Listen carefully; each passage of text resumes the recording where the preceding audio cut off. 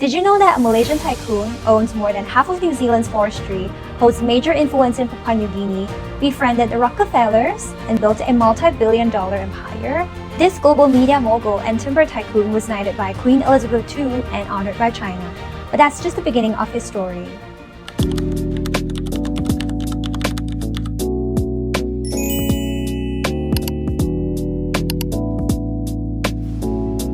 Welcome back to the Playbook Diary. I'm Hannah, your storytelling bestie, and today we're diving into the extraordinary journey of Tan Sri Datuk Sir Tiong King, Tan Sri Nabu Zhang Xiaoqing Zhe, the Sarawak-born tycoon who transformed humble beginnings into a global empire. Stick around because this story is packed with ambition, drama, and life-changing lessons.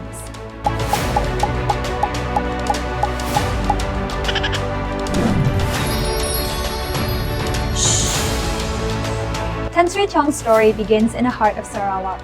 Born into a poor family, he spent his childhood tapping rubber to help make ends meet. In the 1950s, he joined his uncle's timber business, learning the ropes of the industry.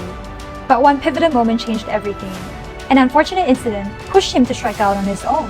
With an unshakable entrepreneur spirit and a belief in persistent perseverance, he laid the foundation for what would become RH Group, Changqing Jituan. RH stands for Rimbunan Hijau, which means forever green in Chinese. It was founded in 1975 when Tan Sri Tiong was 40 years old.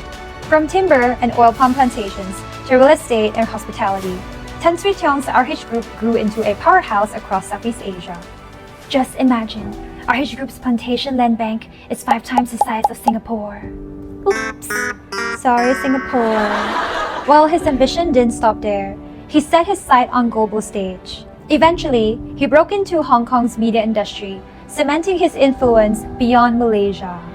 In 2006, he made the Forbes Billionaires list, ranking 746 in the world, a testament to his relentless drive and perseverance. RH Group was also named in the Forbes Fortune 500, further solidifying its status as a global business giant. Here's where the story takes an interesting turn. Tan Sri Tiong wasn't just a businessman, he was a man of culture and connections. His friendship with the legendary Yong, the literary mastermind behind the Condor Heroes, was more than just a meeting of minds. It led to a business deal that would reshape the media landscape. In the 1990s, Tan Sri Tiong acquired Ming, the prestigious newspaper founded by Yong. But this wasn't just a business acquisition.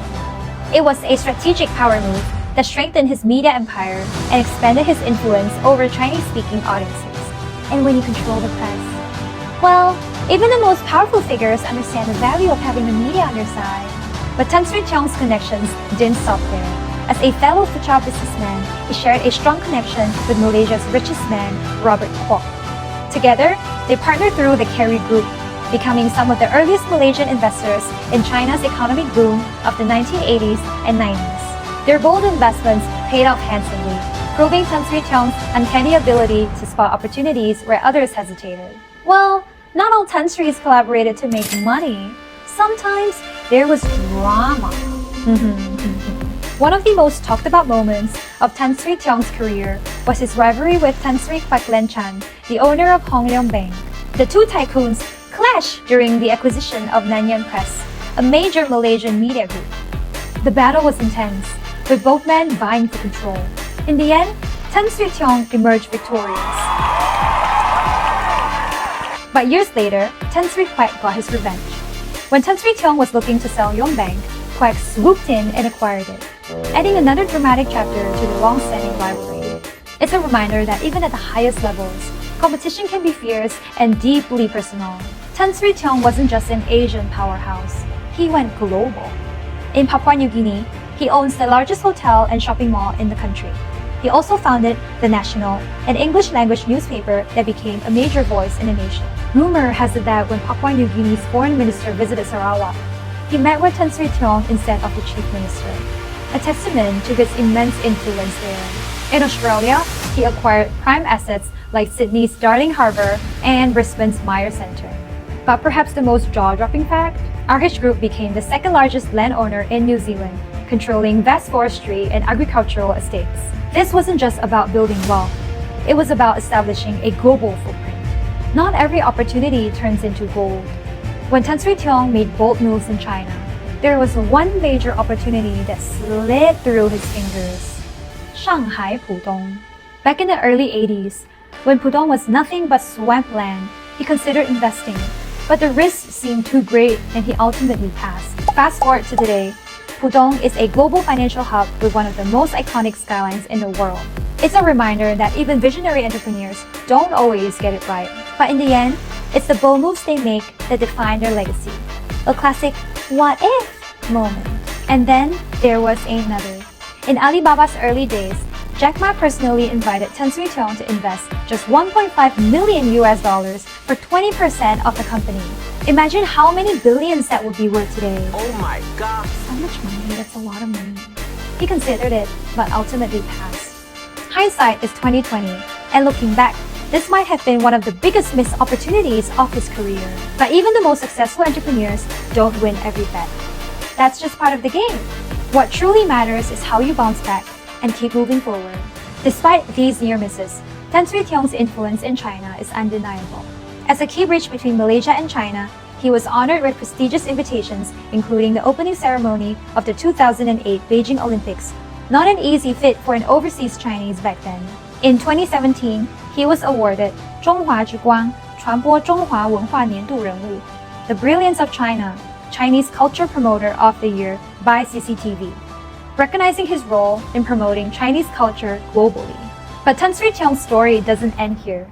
It only gets more intriguing. His global connections extend far beyond China, weaving into the highest circles of power, from Buckingham Palace to Wall Street. He wasn't just building an empire. He was building relationships that would redefine his influence on a global scale. And speaking of influence, sometimes it's not about wealth alone, but about who acknowledges you in the room. Imagine a gathering of Malaysia's most powerful tycoons, where a single handshake speaks louder than words. Picture this, an ultra-exclusive gathering attended by Malaysia's most powerful tycoons. Robert Kuok, the late Lee Shing Cheng, the late Yoh Tiong Lei, Vincent Tan, Lim Kok Teh, and Jeffrey Chiap. Basically, the Avengers of Malaysia's business world. But the moment that had everyone whispering, when the guest of honor, the nation's top leader, bypassed every other tycoon and shook hands with one man, Tiong. To add more context, that wasn't just any handshake. The guest of honor sat at the prime spot, with Robert Kuok seated right next to him. Yet the spotlight landed on Tiong. In elite circles, gestures like these speak volumes. It was a silent but powerful statement. In the game of influence, relationships matter just as much as wealth. Tiong later shared this moment with his favorite grandson as one of his proudest moments, reminiscing how he first met this nation's top leader back in 1992 when he visited his hometown. Back then, they were just two ambitious men, one starting off in business, the other in politics. And now, one leads a media empire, the other leads a nation. A full circle moment, don't you think? This story is a reminder. You never know where life will take you. The quiet guy sitting next to you today might be a future mayor, minister, or even a president. That's the beauty of business. It's unpredictable, full of surprises, and deeply human. You lose some connections, but you also gain some that can change your entire journey. Here's another wild one. Tiong once had an unexpected encounter with Malaysia's most famous fugitive, Jho Low. Yep, the mastermind behind the 1MDB scandal, best known for his world-class game of hide and seek. I mean, this guy has been missing for years. Interpol, FBI, and one. Jho Low reportedly approached Tiong, shook his hand, and in Chinese, jokingly said, 手下留情, which means, please have mercy. Now, why would Jho Low need mercy from this businessman? Here's the thing.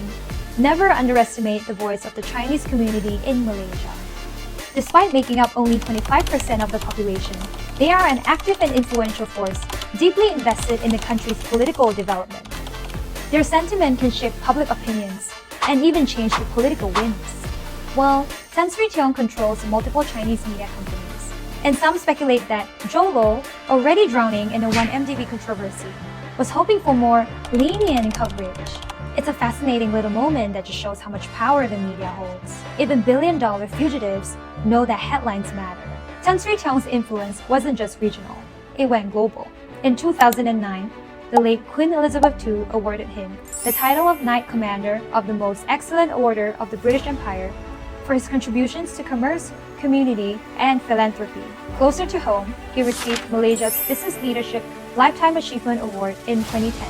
But perhaps one of the most fascinating connections? His partnership with Stephen Rockefeller Jr., a member of the legendary Rockefeller family, one of America's most powerful dynasties, known for being the first billionaire family in the world, shaping global finance, oil, and philanthropy. Together, they explored opportunities in sustainable development and philanthropy. Tan Sri Tiong made significant financial contributions to the Rockefellers Foundation, supporting initiatives in education, environmental sustainability, and global peace efforts. Through these contributions, he positioned himself not only as a businessman, but as a strategic bridge between East and West, proving that true success isn't just measured in profits. It's about legacy building and using wealth to build a meaningful global impact. But not all headlines were celebratory. In 2017, news broke that Tan Sri Tiong had suffered a stroke, sparking nationwide concern. While his family remained silent, rumors began to spread like wildfire. Some even claimed he had passed away. The Tiong family had to issue an official statement just to set the record straight. This incident exposed the dark side of business rivalry, where even health struggles become weapons for speculation. Yet, through it all, Tan Sri Tiong proved his resilience. According to insiders, at 90, he's still going strong, enjoying his favorite Coca-Cola and indulging in durian from time to time. Nice. In May 2025, RH Group will celebrate its 50th anniversary, a milestone that reflects Tan Sri Tiong's vision and leadership. The grand event will welcome over 3,000 guests, including Sarawak's Premier, Abang Johari. But this isn't just about celebrating a company's success. It's about honoring a man who built an empire from scratch, navigated political landscapes, and created a legacy that stretches from Sarawak to other parts of the world. His journey is proof of ambition, resilience, and relationships shape not just businesses, but entire industries. So what do you think of Tan Sri Tiong's incredible journey? From timber tycoon to media mogul, his story is a masterclass in ambition, resilience, and the art of strategic relationships. What lessons did you take away from his life? And who should I cover next? Let me know in the comments below. Don't forget to like and subscribe for more inspiring stories on the Playbook Diary. Until next time, keep exploring, keep learning, and keep dreaming big. See you soon!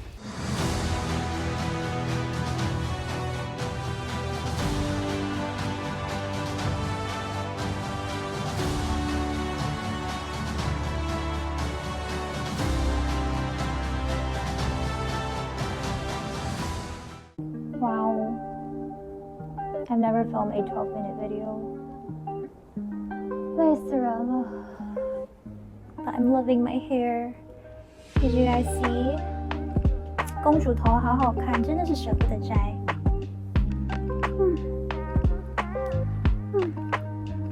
A bit of self-admiring. Okay, done. Bye guys. Bye bye.